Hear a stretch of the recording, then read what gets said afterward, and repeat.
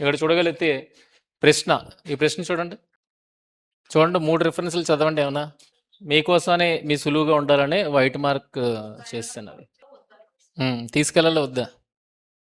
ఇవి మనకు అర్థమైతే యేసుక్రీస్తు వారు దేన్ని ఎంకరేజ్ చేయట్లేదో మనకు అర్థమవుతుంది, దేన్ని ప్రోత్సహించట్లేదో మనకు అర్థమవుతుంది. మొదటి దాంట్లో ఏముంది? చేతికర్రను తప్ప ఇంకా ఏవి తీసుకోవద్దు. ఇక్కడ చేతికర్రను తీసుకోవద్దు అన్నాడు, ఇక్కడ తీసుకోండి అన్నాడు. ఇందుకే తీసుకోమన్నాడు, తీసుకోవద్దు అన్నాడు.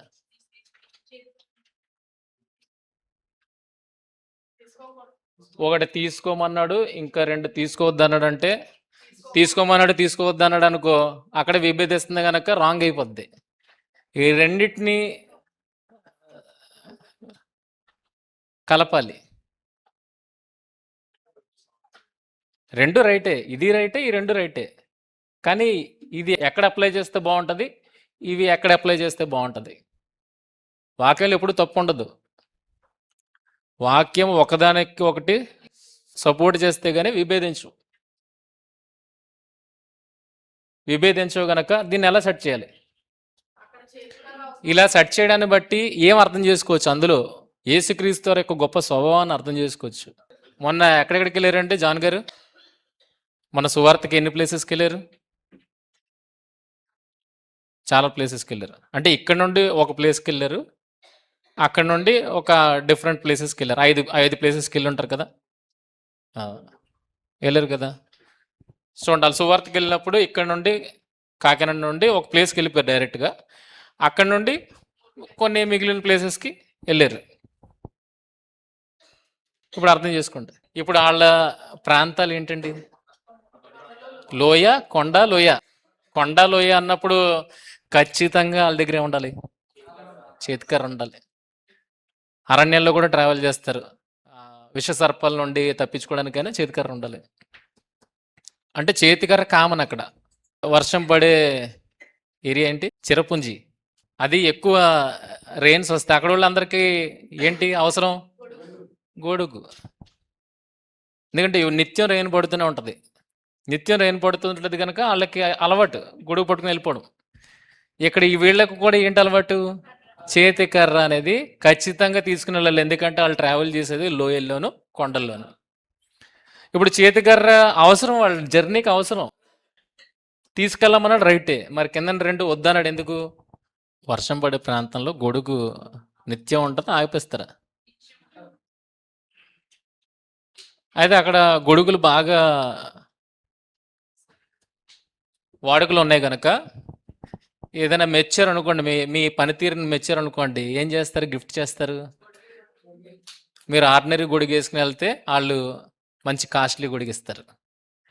మనం దుబాయ్ ప్రాంతానికి వెళ్ళాం అనుకోండి, మనకు వాచ్ ఉంటుంది, వాళ్ళు అక్కడికి వెళ్ళిన తర్వాత ఏమిస్తారు? మంచి వాచ్ గిఫ్ట్ ఇస్తారు.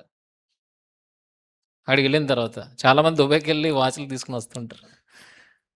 మనకు ఉంటుంది కానీ వాళ్ళు గిఫ్ట్ చేస్తారు. ఇక్కడ కూడా ఏమున్నది అని అంటే గిఫ్టింగ్ ఉంది. వీళ్ళు సువార్త పరిచయకి వెళ్ళారా?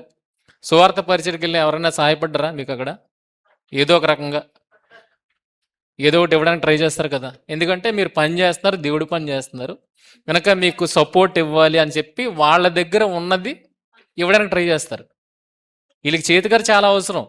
అయితే మీరు పట్టుకెళ్ళిన కర్ర తప్పితే ఎవరో ఇచ్చిన కర్రను మళ్ళీ మీరు జోబులో వేసుకొని తీసుకురావద్దు, అది దాని పాయింట్. ఇక్కడి నుండి కాకినాడ నుండి వాళ్ళు వెళ్ళిన ప్లేస్కి కర్ర పట్టుకుని వెళ్ళిపోయారు. ఇప్పుడు అక్కడికి వెళ్ళిన తర్వాత వాళ్ళు మళ్ళీ కర్ర ఇస్తున్నారు.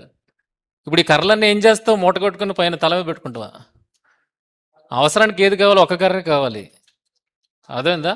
కనుక మొదటి వచనం ఏంటంటే వాళ్ళు ఈ ప్లేస్ నుండి ప్రయాణం అవుతున్నప్పుడు కర్ర. ఇప్పుడు అక్కడికి వెళ్ళిన తర్వాత హాల్ట్ అయ్యారు. కింద 2 రిఫరెన్స్లు ఉన్నాయా? ఇక్కడికి వెళ్ళిన తర్వాత హాల్ట్ అయ్యారు, అక్కడ పనిని బట్టి మీకు ఏం చేస్తున్నారు? చేతికర్ర ఒకటి ఇస్తున్నారు. అంటే వాళ్ళ దగ్గర ఉన్నవి గిఫ్ట్ ఇస్తున్నారు. అవేవి తీసుకోవద్దు, మీరు దేనితో వెళ్ళారో దానితోనే తిరిగి వచ్చేయండి అని అంటున్నాడు. చూడండి, కర్ర విషయంలోనే చూడండి ఎంత స్ట్రిక్ట్గా ఉన్నాడు. ఇక్కడ స్టార్టింగ్ ఇది తర్వాత మధ్యలో ఈ 2 స్టార్టింగ్లో చేతి కర్ర చాలా అవసరం, ఎందుకంటే ఊరు మొదట వెళ్ళాలి కనుక అవసరం. ఇక్కడికి వెళ్ళిన తర్వాత మీ దగ్గర కర్ర ఆల్రెడీ ఉంది కదా, మళ్ళీ ఇక్కడ కర్ర ఎందుకు? కనుక ఇక్కడ ఏమొద్దన్నాడు చూడండి, జాలి వద్దన్నాడు, రొట్టె వద్దన్నాడు, ఏ వద్దన్నాడు. ఇక్కడ కూడా చూడండి ఏమీ వద్దన్నాడు. బంగారమునైనను, వెండినైనను, రాగినైనను, ప్రయాణం కొరకు జాలినైనను, 2 అంగీలైనను, చెప్పులేని, చేతికర్రనైనా సిద్ధపరచుకోండి. అంటే వాళ్ళ దగ్గర ఏమైనా ఉందా? శిష్యుల దగ్గర యేసుక్రీస్తు వారిని వెంబడించినప్పుడు సమస్తాన్ని విడిచి వెంబడించారు. వాళ్ళు అన్నీ వదిలి వచ్చేసారు, బోట్లు అన్నీ వదిలేసి వచ్చేసారు. వాళ్ళ దగ్గర ఏమీ లేదు కదా. మరి వెండి బంగారాలు ఎక్కడి నుండి వస్తున్నాయి? అంటే దీన్ని కూడా ఏమైనా అర్థం చేసుకోవాలి. అర్థమైందా? ఇక్కడికి వచ్చినప్పటికీ ఇది వాళ్ళు ప్రయాణం. ఇక్కడికి వచ్చినప్పటికీ అక్కడ సమకూరుస్తున్నారు జనాలు. సమకూరుస్తున్నప్పుడు వెండి, బంగారము, రాగి, ప్రయాణం కొరకు జాలి, సంచి అనేది వద్దన్నాడు. సంచి ఉంటే మీరు అన్నీ లోపల వేసుకుని వెళ్తారనేసి సంచి వద్దన్నాడు. చేతికర్ర కూడా వద్దన్నాడు. మీకు ఉన్న చేతికర్ర చాలు. ఇక్కడ కూడా అదే సేమ్. ఇవి ఎవరిస్తున్నారు? ఇవి అక్కడికి వెళ్ళిన తర్వాత వాళ్ళు దేవుణ్ణి ప్రేమించి మీకు ఇచ్చేవి. అవేవి కూర్చుకోవద్దన్నాడు. ఎలాగ ఉండమన్నాడు? ఉచితముగా. ఎక్కడుందా రిఫరెన్స్? అక్కడే, ఇందులోనే ఉంటుంది. మత్తయి సువార్త 10వ అధ్యాయము. అమ్ముకోవద్దు, వాక్యాన్ని అమ్ముకోవద్దు. ఉచితంగా పొందారు, ఉచితంగా ఇవ్వండి. వాళ్ళు ఇస్తారు, మీరేమి తీసుకోవద్దు. ఎంత చక్కగా చెప్తున్నాడండి. ఏది కూర్చుకోవద్దు అని చెప్తున్నాడు. మనం ఈరోజు వెళ్తే ఎక్కడికి వెళ్తాం? సంచి పట్టుకుని వెళ్ళిపోతాం. సంచి పట్టుకుని వెళ్ళిపోతాం, ఏమిస్తారా అని. మీరు ఉచితంగా పొందారు, ఉచితంగా ఇవ్వండి. ఒక కర్రను కూడా మీరు తీసుకోవద్దు.